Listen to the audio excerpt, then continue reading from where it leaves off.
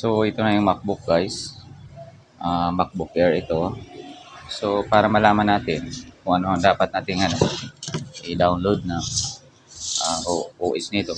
Kailangan natin alamin yung pinaka-model niya guys. Ito. Kailangan yung alamin yung model nito. Yan, model A1466 saka yung AMC niya. So, yan yung itatype natin dito sa Google. So, itatype muna natin siya guys. MacBook Air yan.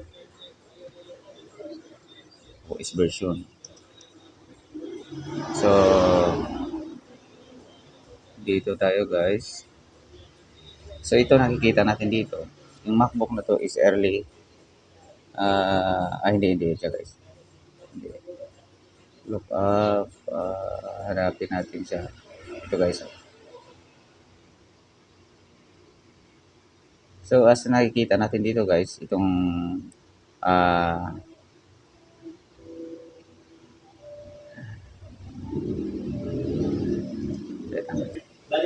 so, yun guys, na nakikita natin dito. Itong MacBook na to kasi is MacBook Air 13 inch siya. So, early 2015 or 2017 siya guys. So, yun yung hahanapin natin na OS.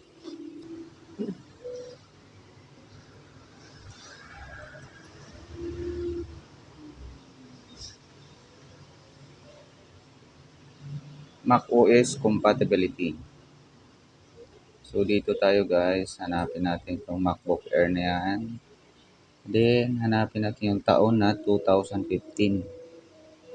2020.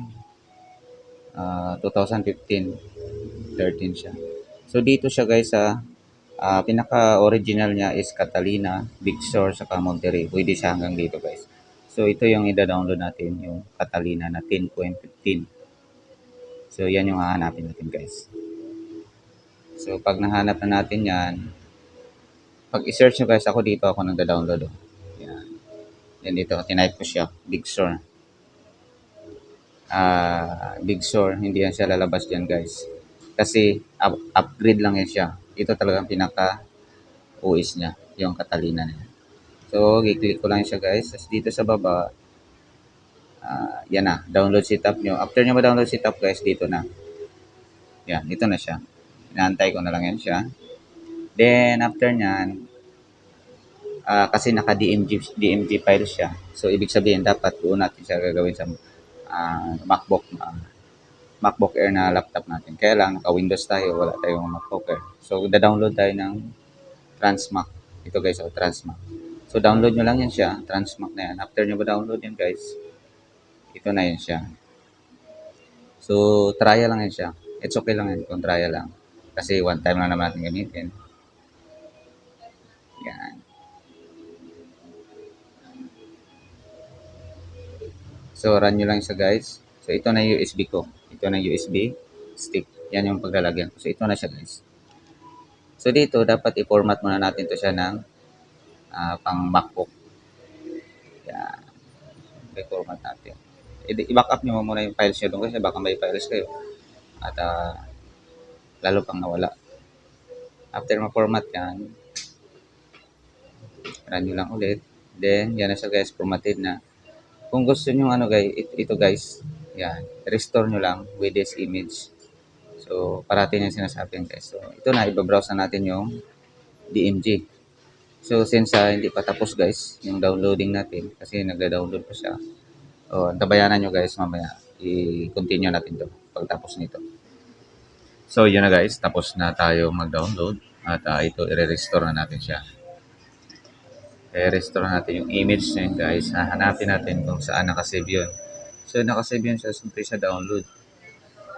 So, dahil nasa drive D yung download ko, dito siya guys. Itong Mac OS Catalina na yan.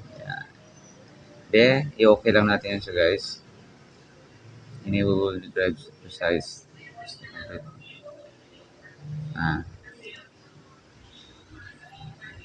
Enlarge. Volume to drive size. Kahit hindi na yan siya guys. Okay lang natin yan. Then, ito medyo matagal to guys. So, abangan nyo guys yung part 2 natin dito. Kung paano naman siya i-install doon sa MacBook Air na to. So, alright guys, thank you sa panonood.